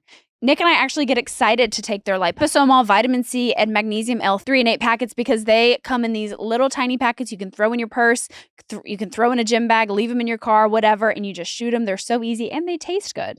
Did you know that over 65% of adults in the U.S. are magnesium deficient? This can cause muscle cramps, brain fog, headaches, and insomnia. Symbiotica's Magnesium L-threonate is the only form of magnesium that crosses the blood-brain barrier, delivering nutrients straight to your brain. Unlike other forms, it skips digestion and works directly to improve memory, focus, and mood. Symbiotica's supplements never contain seed oils, preservatives, toxins, artificial additives, no unclear ingredients, or misleading labels. These are the cleanest, most effective products out there. So if you're looking for a spring refresh that doesn't involve like a 6 a.m. cold plunge or a 12-step routine, Symbiotica is it. Wellness made simple. Go to Symbiotica.com. That's CYMBIOTIKA.com/VIALL for 20% off plus free shipping. Then again, that's CYMBIOTIKA.com/VIALL to claim 20% off plus free shipping. Joel, what a lovely human. I'm glad we were able to Work out your I differences. just didn't feel like, as he pointed out, I said I was very hard on him, harsh even. He had some harsh things to say about Shannon. I didn't feel like we needed to beat a dead horse. He seems like he regrets saying it, clearly. I want to hang out with him. Me too. I wanted to ask him about if he thought Portia was shading Shamia when she was like, I thought it was Drew. That's Drew singing, right? I thought it was Drew. Which there was no way, Sierra, that she was not being shady. 100%. You know what your best friend sounds like. Yeah. Well, I'm excited to watch Love Hotel. Me too. Me And it's I think they've squashed the beef, but it doesn't seem like Shannon and... It's clear that Shannon and Joe will not. I mean, would you? Well, if Shannon, sure, I wouldn't. But it does seem like Joe, I don't know what happened, but I think he very much regrets saying what he said, but it sounds like he does have his reasons, Maybe. I'm curious what those reasons are. If this is anything like Ultimate Girls Trip, I'm so excited. Same. Well, up next, we have Grant and Juliana to talk about where they are at in their love journeys. Does their fire still burn as strong as ever? Have the comments of Latia from AFR brought trouble to paradise? We will find out next. All right. Well, welcome, Juliana and Grant. Is there trouble in paradise already? You guys aren't calling from the same spot. Do we need to talk about it? No, we're done. Yeah, I'm going out there on Wednesday to book my flight for Wednesday. So we got a whole itinerary plan of travel. So Okay. Well, first, we just want to start by saying congrats to you both on a happy ending. And by happy ending, I mean an engagement. thank you. Very happy for you both. Thanks. What has it been like? I mean, obviously, so wait, AFR was a week ago. It's like your first week in civilization. It's a weird feeling. Yeah. I know. What has it been like this past week? It's been interesting. I finally changed his name in my phone the other day. I forgot about that. What was his followed fake him name? back on Instagram. What was his fake name? It was WPOD, Wolf Pack or Die. And then I was a wolf emoji in his. So we were low-key not really creative, but it worked for us. It worked for you guys. Juliana, obviously, as the winner of the season, you're in a very difficult position. I think a lot of people often maybe take for granted or don't even just fully appreciate because, they think winner, so you won the show, you're in love. But the winner's often kind of alienated from the rest of the group sometimes because they don't know how to engage with the winner, and every other woman or man from their respective season can relate to being broken up with by the lead except for the winner. There's a competition element to it. So what has this been experience like for you watching it back? Obviously it's never easy in your position, but have you seem like you understand what some of the things I'm saying. What are some of the challenges? What's it been like in your shoes? It's been interesting. I think when we finished filming and we kind of came back to regular day life, it took me a minute to start engaging with the girls again. And I had expressed to a couple of them that right there was my biggest fear, is because of the end circumstance that my relationships with them were going to be not as great as I had hoped for. You know, I was reassured in the moment that it would be fine and that the girls were fine compartmentalizing relationships. But I think, you know, after AFR and kind of just some things that have come up from that, I've seen like the reality of it, right? And it definitely hurt my feelings at first and didn't quite understand it, but it was a quick bounce back just because, you know, I hate to say like I didn't come in there to make friends, but I was excited about the Sure. friends that I had. But at the end of the day, I have, you know, I had 30 plus people fly out from the East Coast to the West Coast just to celebrate me, and I'm good. I'm chilling, and I love Allie Joe, so me and her are like BFFs.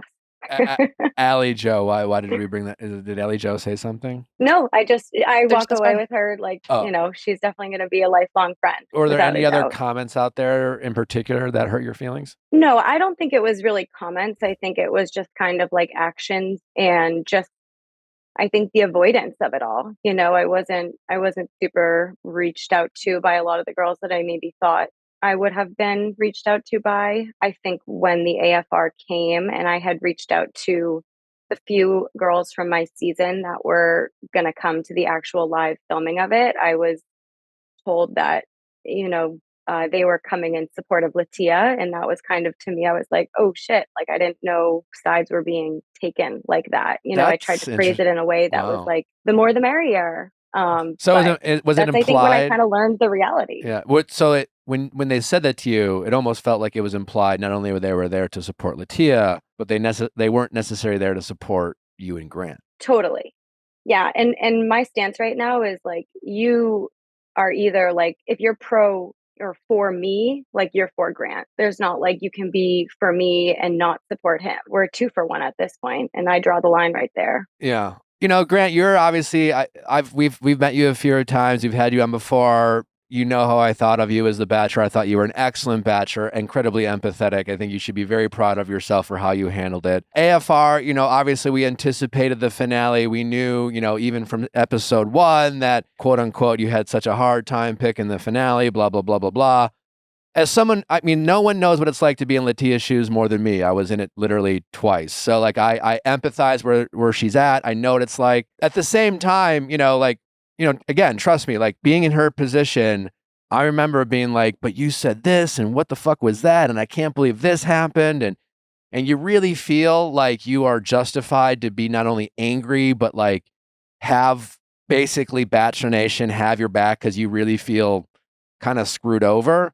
At the same time, this is the show, you know? And I remember once I became the Bachelor, having a lot more empathy for the ladies whose season I was on, you know, and realizing the position they were in. And, you know, when it's just your journey, and everyone has their journey on this show, Latia, you, Juliana, you had a journey, you know, obviously, you know, your feelings feel that much more validated and important than anyone else's. That all being said, Grant, as you reflected back on AFR and what Latia said or implied, more importantly, was there anything in particular or specifically that you might have said to her on or off camera, and I think maybe more off camera, that you maybe wish you would have like taken back or thought, you know, yeah, maybe I was the Bachelor and yeah, I was doing my job, but I guess I see I could have done without that or this or yada, yada, yada. Or do you feel like it was like you really did your best? Obviously there's other people like in your head telling you what to say or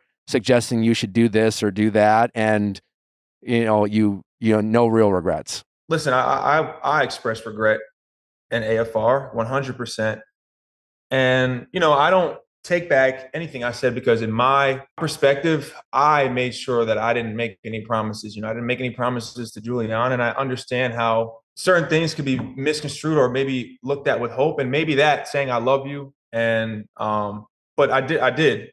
And I went there with an open heart. I mean, I feel for Latia 1000%. I would be careful. I'll be more careful with how I was moving with my feelings and not jumping so fast. But, you know, like I said previously, I had been in a 7-year relationship. I had been single for a while. So I was ready to fall in love. And I went in there super open to fall in love. And, you know, I went in there super trusting of everything around me and kind of giddy and happy. And I allowed for external circumstances to kind of that I thought had my best interest to kind of lead me in a direction where in normal life I wouldn't normally handle things that way, at a certain point. But also I was taken by surprise on a couple of things, and by that time it was already too late to retract. I was under the mindset that this is somebody I'm in love with. I'm gonna ride or die with them, and I'm gonna try to make things work. I was in love with two people though, and just one person was my person more, and that's just the way that the cookie crumbled. That's the way that things happen. So I feel for Latia. I hope that she does great moving forward. I really do. Well, I do feel like you handled yourself as well as you could, almost to the point where it felt like Latia was almost a little frustrated how well you handled it. Because like there was that point at AFR where she kind of you were like, hey, I'm just like really, I got to own this. I'm really sorry for the things I said that hurt your feelings. And it was like kind of a perfect apology where she kind of wanted to keep going. So she kind of repeated her gripe against you, but she really had nothing more to say, and in that moment, I felt for her as like someone who's also been a runner-up. I was just more like, yeah, I felt like I could put myself in Latia's shoes and say, you're obviously very hurt by this. You felt very wronged by this, and I totally get why you feel wronged. But as time moves on, you didn't. To me, it felt clear that you really didn't do anything outside of any other lead or bachelor that was, it was just more like, yeah, she felt let on, Of course she felt let on. That's kind of the position the runner-up is always in, as they feel like it sucks. But like you did the best you could. And I honestly felt like you acquitted yourself pretty darn well, Grant. Yeah, and at that point in AFR, like I'm in no position to argue. At the end of the day, our time was coming with Juliana and I, and that was her time. And that was her moment to express how she felt. And for me to sit there and argue with her, it just wouldn't be the right thing to do. So regardless of how the public perceived me, I just had to own whatever she felt and whatever she said. I had to own it, and I'm not gonna sit there and argue on stage.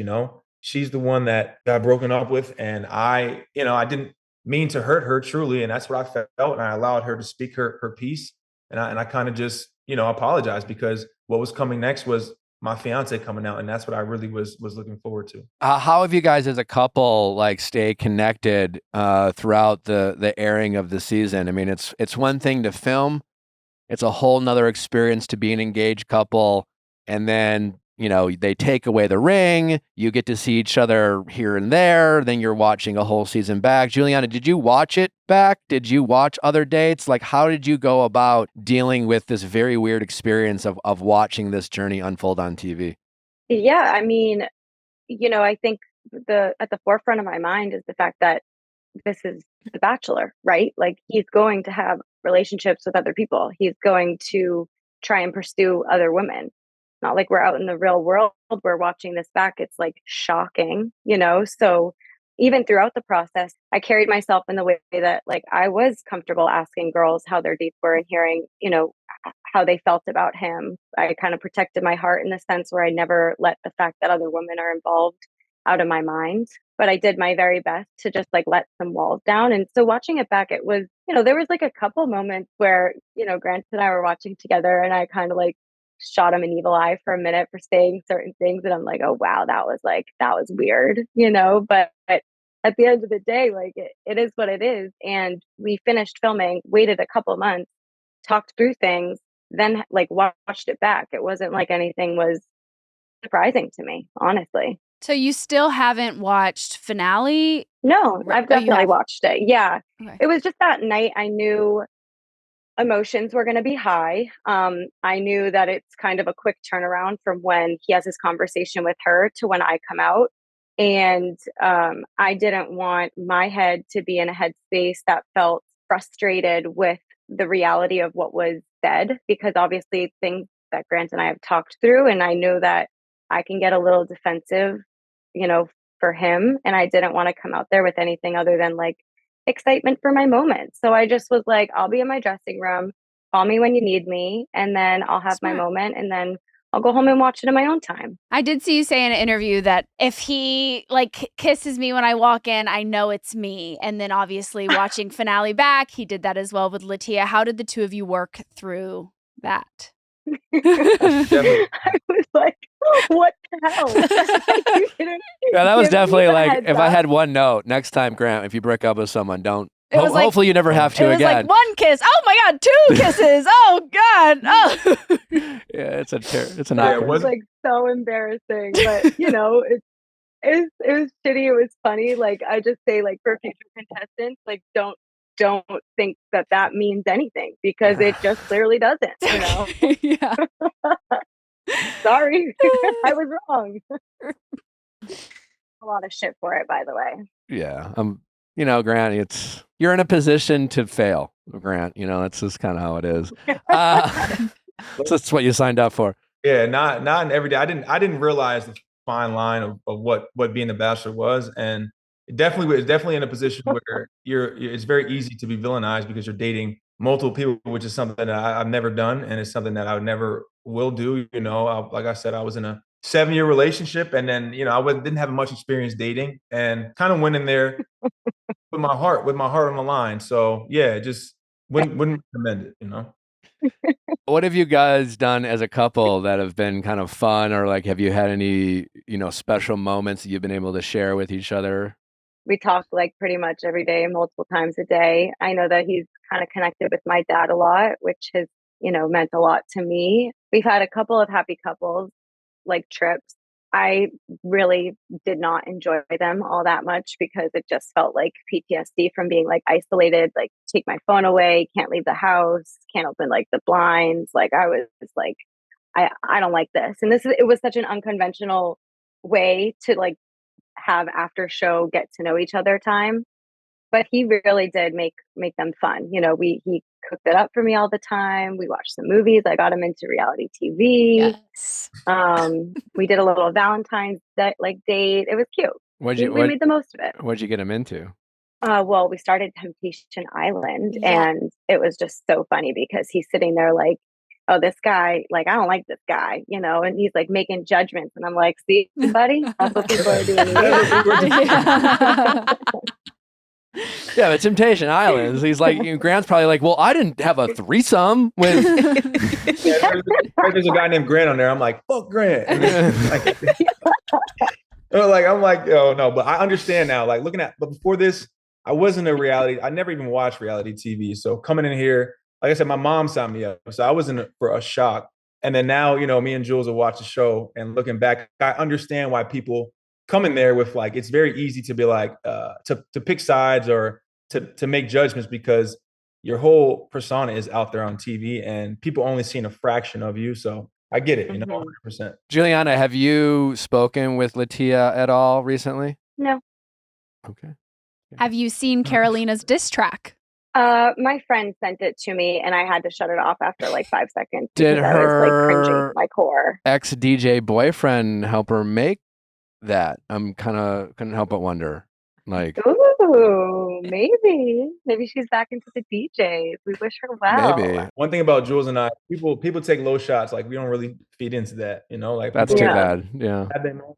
So how we gonna kill them? We just gonna win in life. Grant, what happened to your music that you put up and then now it's gone all of a sudden? Because I like it. No, a lot of people do. I just feel like at this point in time, what's best is just focus on the relationship. You know, focus on us. Focus on us building and growing. And yeah, that's the main concern. And you know, me being in the position I'm in, and some of the way things happened, weren't always the best for coming off the show for our relationship. So we want to just have a fresh light and paint a fresh picture, and that's just us at the center, and everything else, whatever comes later, comes later. But right now, we are focused on us. We're focused on love, and we're focused on building a life. So. Yeah, We do love party girls, though. I love that. Party Girl is great. If I may be able to offer unsolicited advice, because I know you didn't ask for it, is that, listen, your relationship's going to work out because you guys choose to work it out or not. You know, it's like however you guys prioritize your relationship, despite what fans say or other people or your peers or whatever, is this like, this is an amazing opportunity that you're in right now. Take advantage of the opportunity. Let the haters hate. Let people like say whatever, you know, because that has nothing to do with your guys' relationship. And like everything, specifically you, Grant, everything you try, people are going to pick apart. They're just going to. So fuck them. And this is how it is. This is how it is, you know? I respect that. I respect that, Nick. And trust me, I trade the markets for a living. When I started, everybody told me I couldn't do it. Some of my own family told me I couldn't do it. And I just put my nose to the ground, and I've been able to now provide a life for everybody around me. And yeah, I don't listen to people, but it's just, yeah, we take things one step at a time, and our relationship is number one. So that's just the message that I want to get across. Is it true that I heard that you're going to be moving, Grant? Yeah, of course. Yeah, I know Jules is really, really close to her family out there in Boston, and first and foremost, I want her to be happy, and my dad's out there too. So, Oh, I'm gonna go ahead and move out there. I'm going out there on Wednesday just to hang out, but yeah, plans to move and be closer with her and just be back on the East Coast. That's my roots. East yay. Coast, Beast Coast, baby. Maybe this is a better question for Juliana. I think I don't want to put Grant in this position, but Juliana, anyone from your season that you were on that you think might do well to find love on Bachelor in Paradise? Yeah, I think there's a bunch of girls. I think obviously Allie Joe is just like a fun, lively spirit, and she's gorgeous.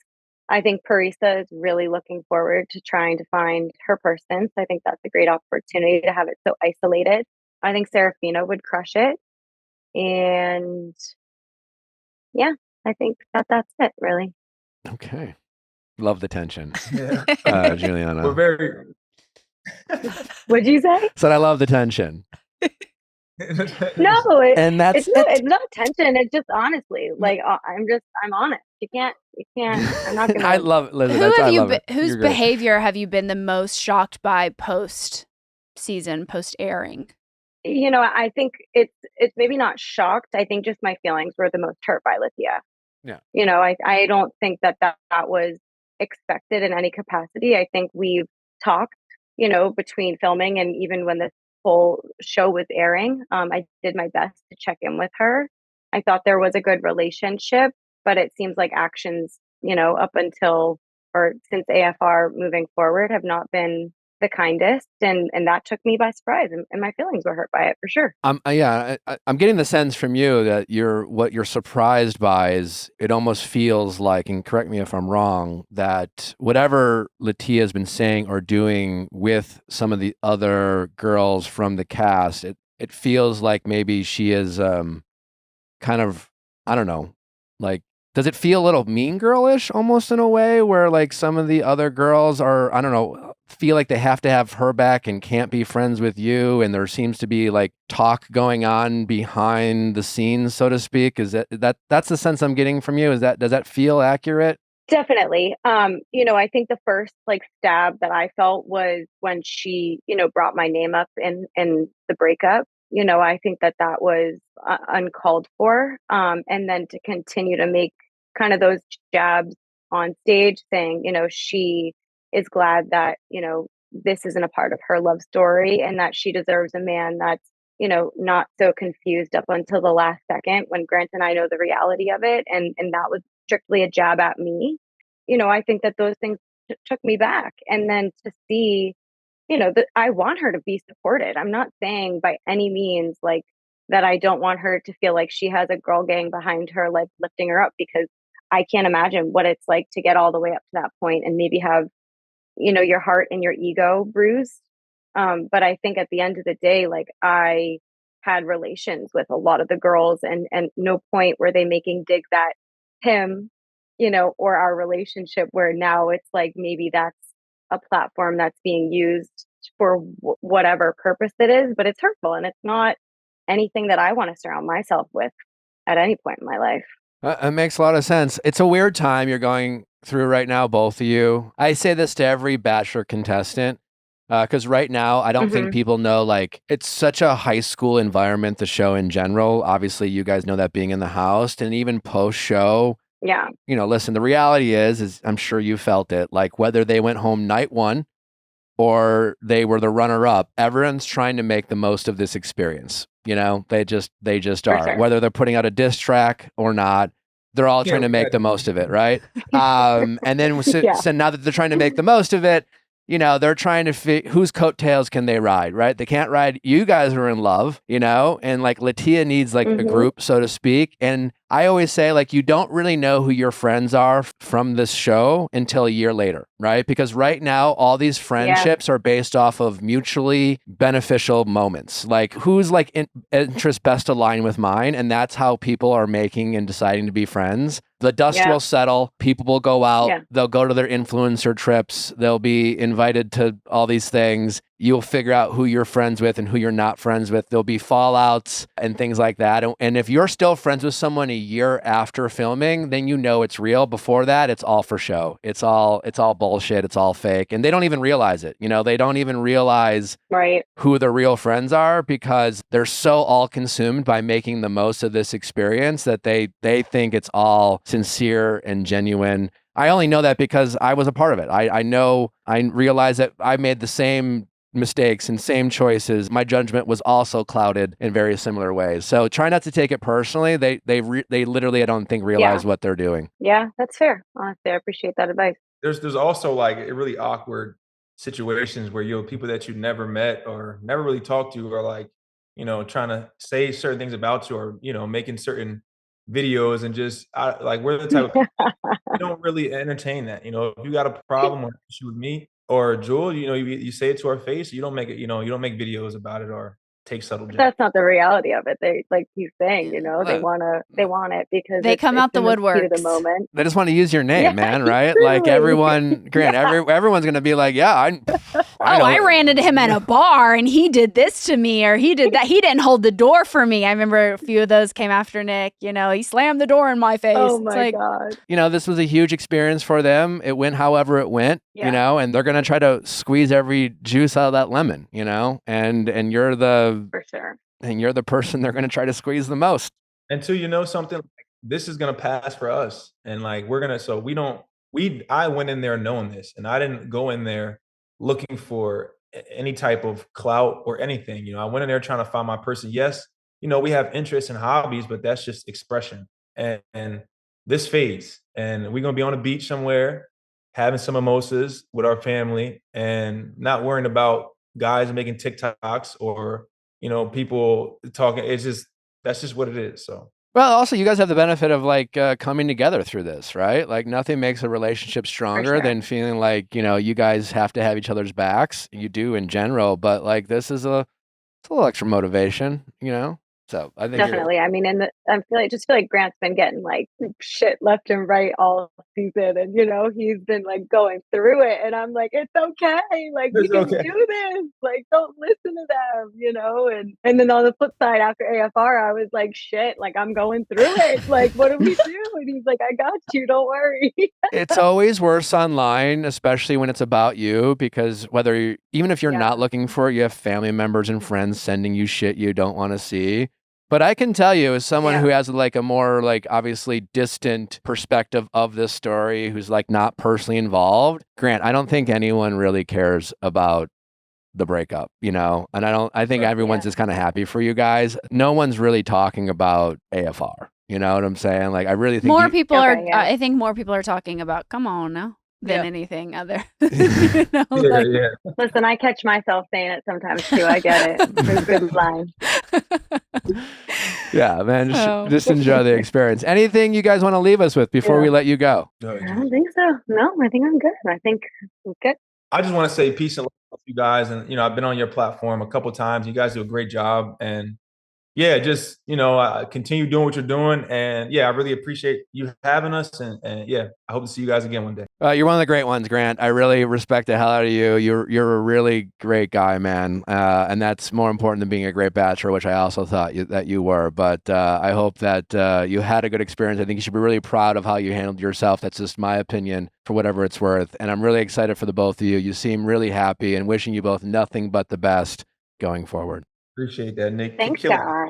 Take care. Bye, y'all. All right, bye-bye. Bye. Ooh.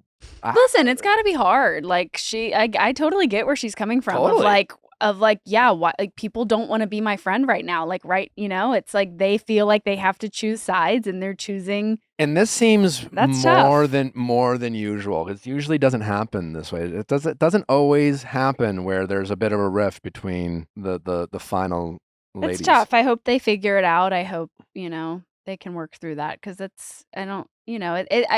feel for Juliana being like the only person she has is Grant, who is her fiance. And at the end of the day, that is the only person she needs. But it is tough to like see all these women who you thought you had friendships with and you were excited to like get on the outside and like go on trips and hang out and do this and do that. And like no one wants to do that with you. That's tough. No, it really is tough. And it's just my critique of Latia's performance was that she kind of suggested she was going to bring some receipts. Uh-huh. And then she really didn't. And receipts aren't your feelings. Your receipts aren't your story. Mm-hmm. Receipts are receipts. Like your story is usually backed up by receipts. And she just brought her version of events, which more than entitled to do. And you expected her to like print out a PDF and like read out screenshots? It kind of, listen, my critique is she seemed to come for him and his character, the person, rather than saying, that really hurt me. I know you're a good person, especially after time had passed. She came into AFR kind of wanting to put a dent in his brand or his likability or. Well, I can see how she might not think he's a good person after feeling like she was led on. And she, like how she said, where he was like, my character. And she was like, honestly, I don't know if I do. I mean, sure. But again, valid. I just, she's a part of a show. It's a choice. All I'm saying, it's a choice for her to have all this time passed, right? To maybe get a little insight in the show aspect of what happened. Let the dust settle.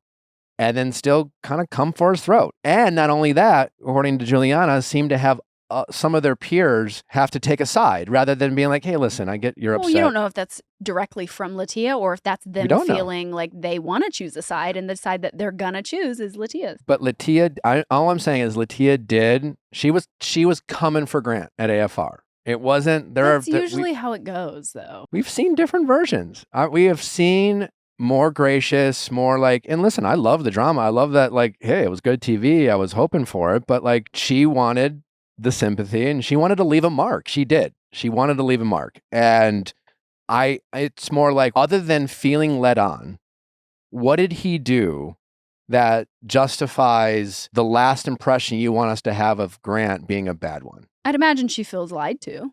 Sure, but there's her feelings. And then there's a TV aspect of the show where like she is entitled to whoever she wants. But if she kind of, it was a choice she made. And Juliana so feels you're a certain pulling way. the she knows what she signed up for card? Not entirely, but I do think that as time passed, she could have been a little more gracious. Maybe. You don't think so? I mean, I think she is entitled to say, hey, like you said these 4 things to me that really had me thinking like I was the one. And then like clearly none of that was true. So like why say those things to me? Because it really put me... totally get all that. I think it's some of the other, I think she went a step further than just say, hey, that really hurt my feelings. I felt led on. I wish that didn't happen. And what do you have to say? And then Grant came out and was like, hey, I have to own that. I'm really sorry, blah, blah, blah, blah, blah. And then she still came for him again. And like, I think she wanted to leave a mark, literally. I think she wanted Bachelor Nation to take her side and think less of Grant. And that is a choice she made. But you just told Grant and Juliana that you feel for Latia in that moment and you like have the sympathy as to why she reiterated herself. Well, I can completely empathize with how she felt, why she felt the way that she felt, and her justification for it. But you don't think she should have done it? As time passes, she will realize that her intentions were more malicious than she realizes. Maybe. That's what I think. I could be wrong, but I think she will, I think it was less about him and more about her. That's what I think. Well, I know as my winner won and I'm happy. Team Jules. Is there going to be more fallout from this? Because it really seems like there's some bad feelings. I don't know. It seems like they're unbothered by it, which I love. And I started following Juliana and I can't wait to see photos from their trips. And hopefully they don't pay any mind to anybody talking shit about their relationship. Because what do they know? Come on now. Come on now. Come on now. I'm giggling after you brought that back up. She literally, like, people have resurfaced that video not resurfaced, but reposted it so many times because she switches the level and like the tone of her voice. Everyone was like, she went from kindergarten teacher to So fast. I forgot what's the moment. It's when he's like about to. He was saying he was like, I hope you don't think Latia. differently, and Yeah. she was like, oh, come on now. Yeah, like She it got, literally went from from like, the country, oh my God, like- I'm so happy to be here. Come on. She was code switching. She was like being sweet, and then she was like, "What's this BS?" Essentially. Have you guys ever seen that SNL sketch? It's like old Sherry O'Terry, and her whole thing is just saying, "Simmer down now, Simmer down. Oh, yeah. simmer down now." Yeah. I do. Well, thanks for listening. We are back tomorrow with an explosive Going Deeper with none other than Tom Sandoval and his lady, Victoria Lee Robinson. All that tomorrow and so much more going forward. We'll see you then. Bye-bye.